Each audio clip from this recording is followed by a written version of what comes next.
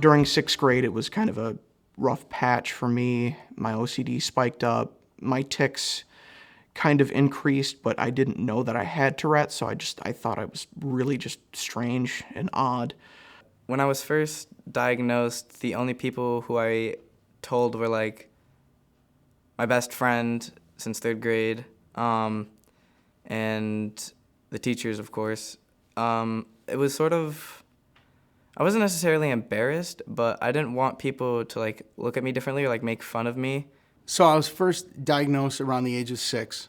At first, they really didn't know what was wrong, and they finally diagnosed me with Tourette syndrome. Some of the challenges growing up with Tourette, as I can remember back, were classroom situations. You know, I was made fun of in elementary school for having that cough, and, you know, doing weird kind of motions here and there, and I just thought I was weird.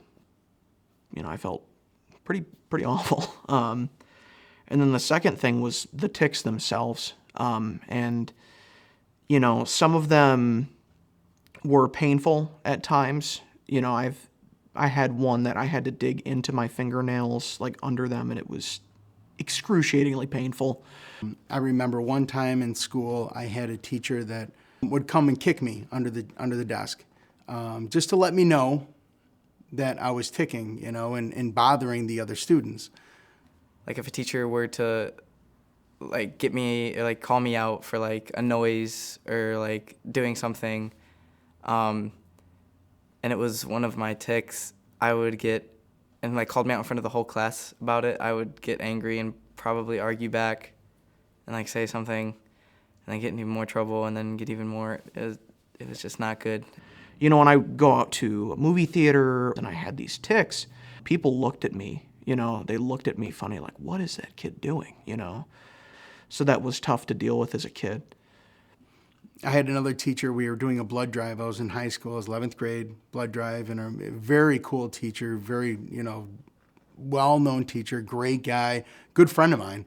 And we were doing a blood drive, and I said, geez, I'm gonna go down and hit the blood drive. He goes, are you sure you can give blood?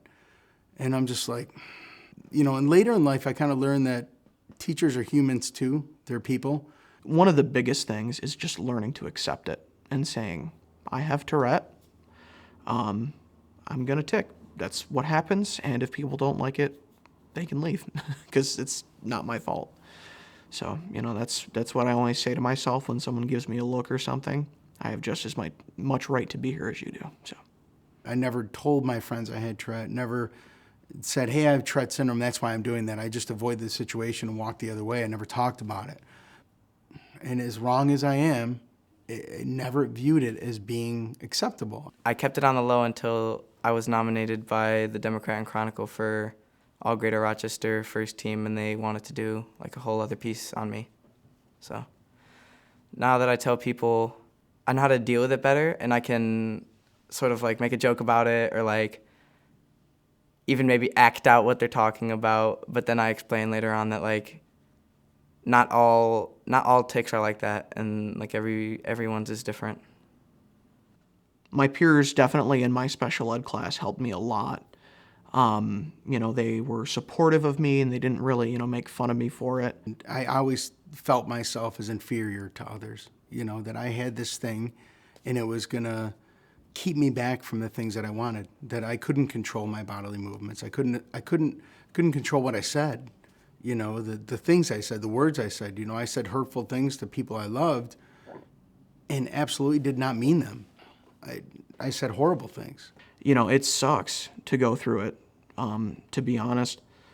But at the same time, all the life knowledge it's given me, the experience with coping with stressful situations and being able to, you know, be who I am, accept who I am, a lot of them were from Tourette. You know, it was from going through that experience and saying, I did that.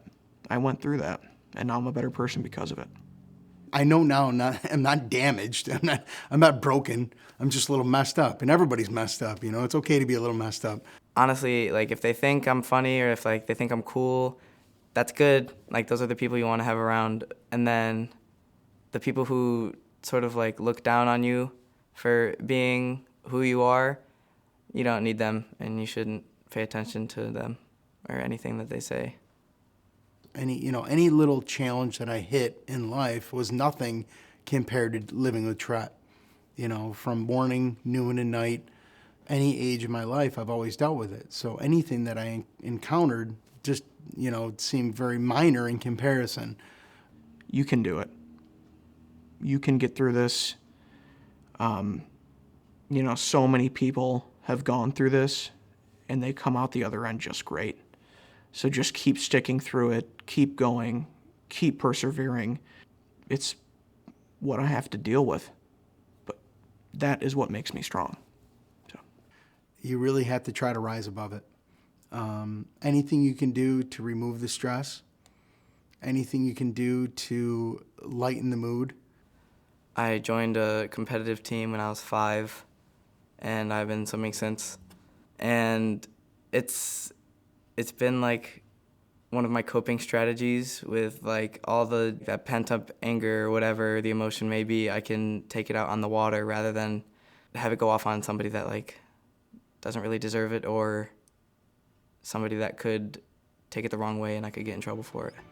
Advocate. You got to take a firm stance. You got to be a self-advocate. You have to stand up for yourself.